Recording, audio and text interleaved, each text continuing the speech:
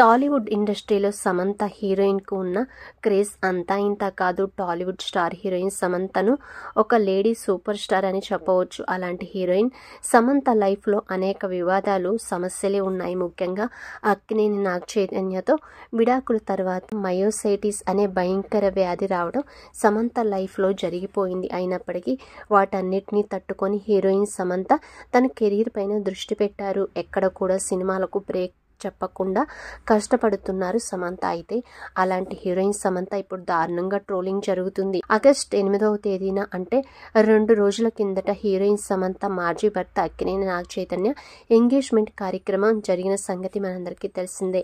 Tollywood star heroine శోభితతో Akkineni Naga Chaitanya engagement కార్యక్రమం జరిగింది. అయితే అక్కినేని నాగ చైతన్య మరియు హీరోయిన్ శోభిత ఎంగేజ్మెంట్ కార్యక్రమం జరిగి ఫోటోలు షేర్ చేసిన తర్వాత అసలు రచ్చ మొదలైంది. సమంత క్యారెక్టర్ బాగా లేదని, ఆమె కారణంగా అక్కినేని నాగ చైతన్య లైఫ్ నాశనం అయిందని కొంతమంది ప్రచారం చేస్తున్నారు.